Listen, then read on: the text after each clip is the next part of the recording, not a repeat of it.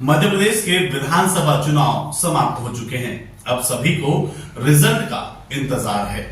लेकिन क्या आप जानते हैं जिस विधानसभा लांजी में आपने मतदान किया है उस विधानसभा का इतिहास क्या रहा है?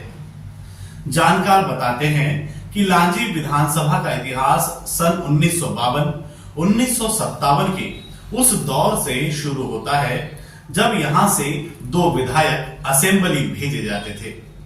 लांजी जिस प्रदेश में आता था वह सेंट्रल प्रदेश यानी सीपी बरार कहा जाता था और राजधानी थी नागपुर। इस प्रदेश के पहले विधायक सन 1952 से 1957 यानी 5 साल के लिए चुने गए। कांग्रेस से तेजलाल टेमरे और कांग्रेस के ही मोतीराम अड़कू। यहां एक दिलचस्प बात यह आती है जो आपको हैरान कर देगी। वो है उस समय कांग्रेस का निशान पंजा नहीं था बल्कि बैल जोड़ी था, ऐसा जानकार बताते हैं। तो तेजलाल टेमरे और मोतीराम अड़कू ये दोनों पहले विधायक थे लांजी विधानसभा के। उस दौर में लोगों के प्रचार का तरीका बिल्कुल अलहदा था। सुबह प्रत्याशी अपनी साइकिल लेकर निकलता था। उसे सिर्फ इतना पता होता था कि लोगों से वोट लेने के लिए गांव-गांव जाना है। कार्यकर्ता नहीं मिला करते थे। सुबह साइकिल उठाकर प्रत्याशी चल देता था वोट मांगने। रात जिस गांव में होती वहीं किसी के घर पड़ाव डालकर सुबह जैसा नाश्ता मिला या नहीं मिला अपनी साइकिल लेकर निकल पड़ता अगले पड़ाव के लिए। खैर, गुजरे जमाने के इतिहास में एक कदम आगे बढ़े तो 1 नवंबर 1956 को मध्य प्रदेश बना, जिसके पहले मुख्यमंत्री बने रविशंकर शुक्ल और इस मध्य प्रदेश की राजधानी बना भोपाल, जो आज तक मध्य प्रदेश की राजधानी का गौरव बना हुआ है। और फिर कांग्रेस के विरोध में पीएसपी यानी प्रजा सोशलिस्ट पार्टी के झोपड़े निशान से एक प्रत्याशी ने चुनाव लड़ा और जीत दर्ज की। आज भी उनका नाम बड़े ही अदब के साथ लिया जाता है, एनपी श्रीवास्तव। इस चुनाव में कांग्रेस की हार हुई। बस एनपी श्रीवास्तव की इस जीत को अगले चुनाव में यानी 1967 के चुनाव में भुनाते हुए कांग्रेस ने एनपी श्रीवास्तव को अपना उम्मीदवार बनाया और फिर एनपी श्रीवास्तव लांजी विधानसभा से विधायक चुने गए। लेकिन अगले चुनाव में यानी 1972 में कांग्रेस से खिलाफत करके एनपी श्रीवास्तव ने निर्दलीय चुनाव लड़कर फिर जीत दर्ज की। और कांग्रेस से खिलाफत करने का कारण था कि कांग्रेस ने सुशीलाबाई वानखेड़े को लांजी विधानसभा से विधायक का टिकट दिया था और यही बात एनपी श्रीवास्तव को नागवार गुजरी थी। लेकिन इसका बदला सन 1977 के चुनाव में यशवंतराव खोंगल ने लिया। तब कांग्रेस का चुनाव चिन्ह गाय बछड़ा था और इस निशान के साथ चुनाव लड़कर यशवंतराव खोंगल लांजी विधानसभा से कांग्रेस के विधायक बने। लेकिन सन 1980 में एक बड़ा बदलाव प्रदेश स्तर पर हुआ कि तत्कालीन मुख्यमंत्री सुंदरलाल पटवा की सरकार डिसॉल्व हो गई, जिसके कारण आम चुनाव करवाने पड़े। और सन 1980 के इस आम चुनाव में कांग्रेस पंजा निशान से यशवंतराव खोंगल ने चुनाव लड़ा, जबकि उनके विरोध में भाजपा से बसंतराव किन्हेकर लड़े।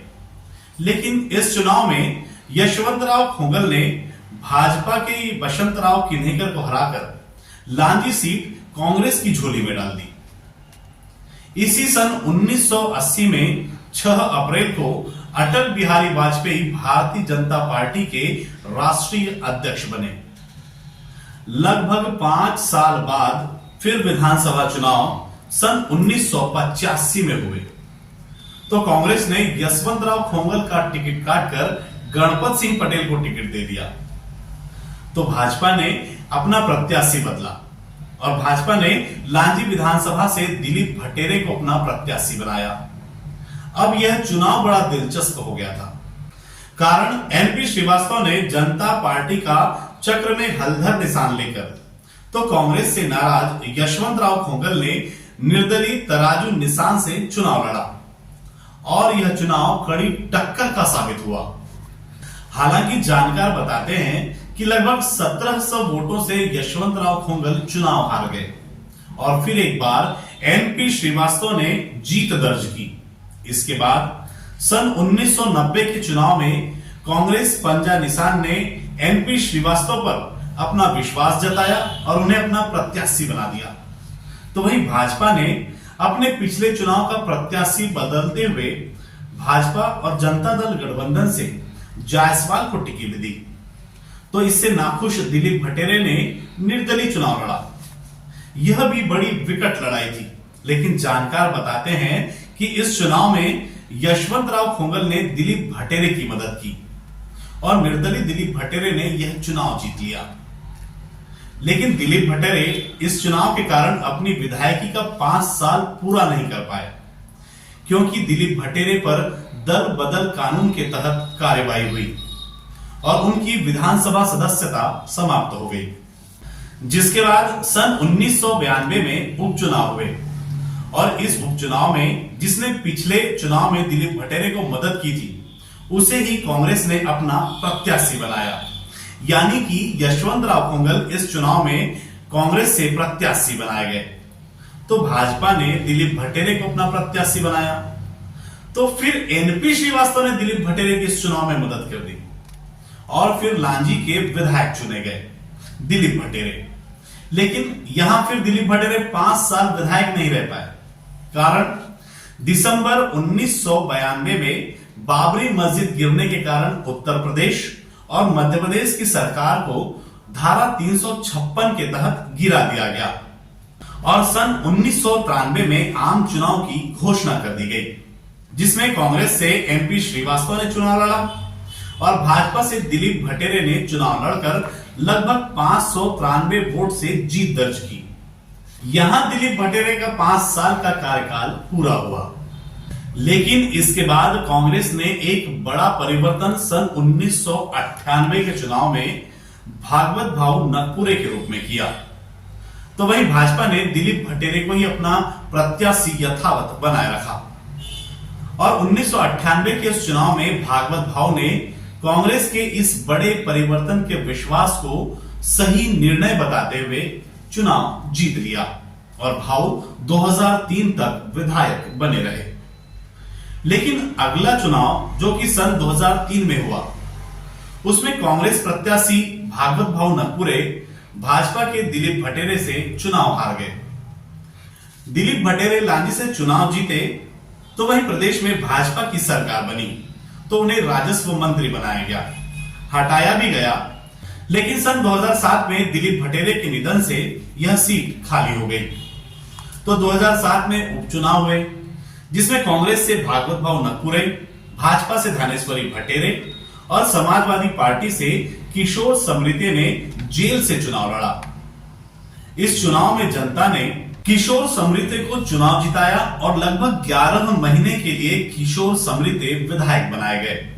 इसके बाद सन 2008 में परिसीमन हुआ, जिसमें किरनापुर विधानसभा का कुछ हिस्सा लांजी में आया तो कुछ हिस्सा परसवाड़ा विधानसभा में।